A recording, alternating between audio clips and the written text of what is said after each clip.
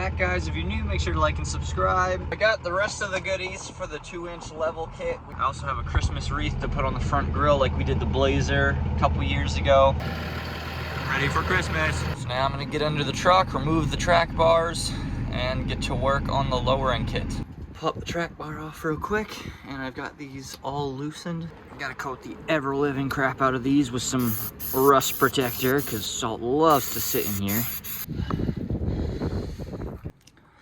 So per usual, it's like not the right size, but these holes are not the same. This one is much smaller, so it doesn't fit on that, and it doesn't fit down here. I guess that's how it comes. You do have to customize it a little bit. Just grind the bottom down a little bit, and then I have to drill the top hole out a little bit. My dumbass cut the friggin' leaf spring center bolts. Now I gotta clamp it together, get the rest of it out, and go get 2 new ones. Just try to go for my first ride in this thing. It's making a horrible sound. The rear drive shaft is like stuffed into the transfer case. That is not supposed to be like that. Ah! After another long 2 days of work, new carrier bearing is in, axle is reset, everything seems straight, everything seems good, everything seems happy. So I'm going to tighten the ever-living crap out of everything and clean up.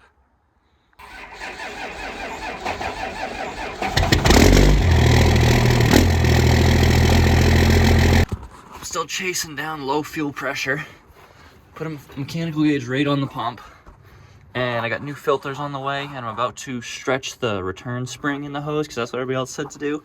But there's one last hose that I didn't do, and it's pretty cracked, so it's possible it's just not getting enough fuel from the tank.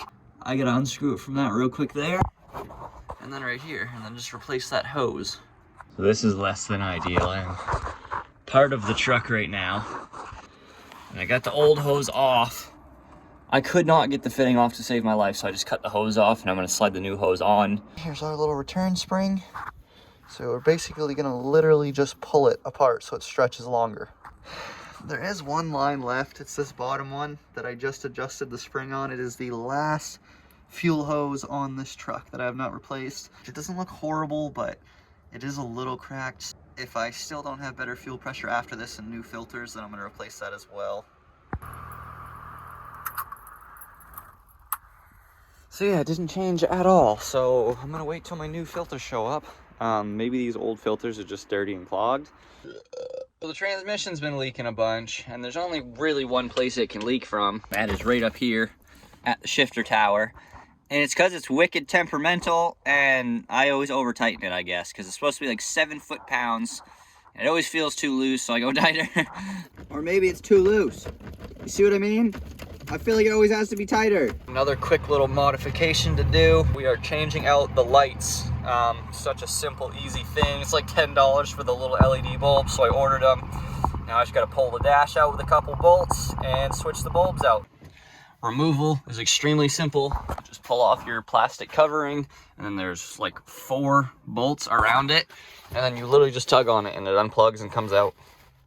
Here's our sweet LEDs that we're gonna put in, and then you just flip this thing around and you remove all these little Phillips head screws, and it's just these right here. And you just pick whichever ones you want to do, twist them out, and now it's disconnected. That's literally how they plug in, is they just ground out when you tighten them. So you just pull it off, pull the bulb out, and throw the LED in.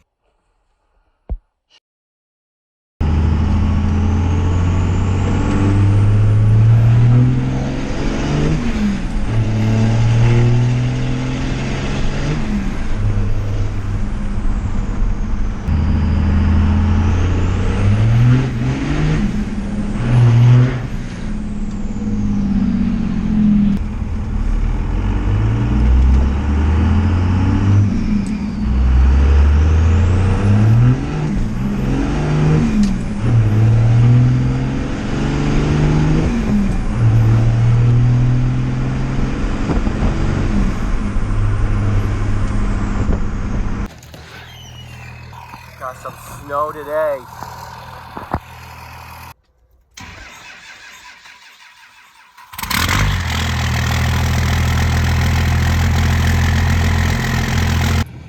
already have to use four-wheel drive because it's just going sideways.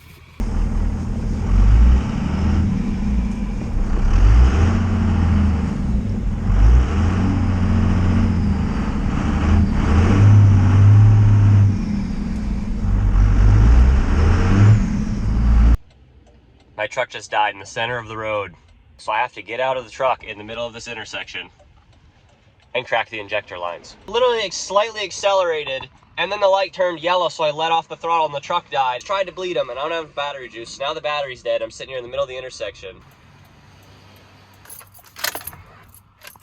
Look at all these people. I have the hazards on and the strobes on, and they drive up right behind me like I'm about to move.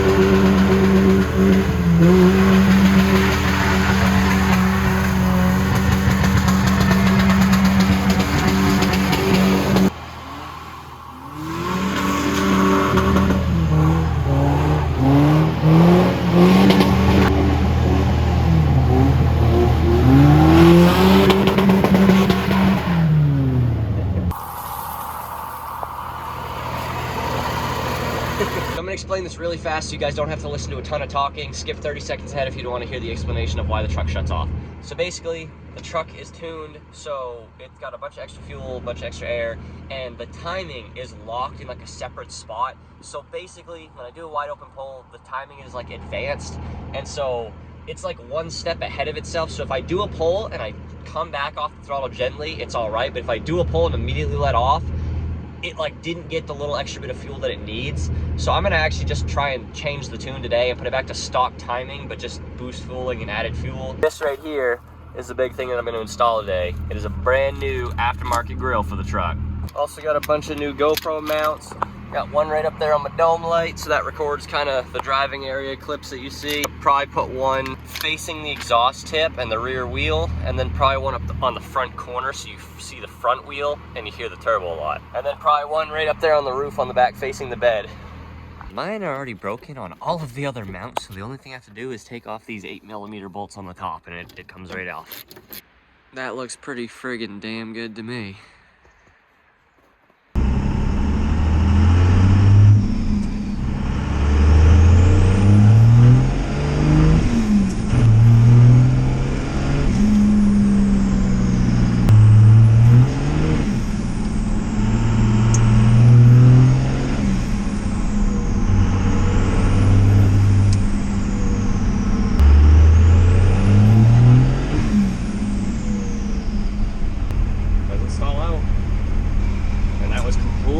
Open and then completely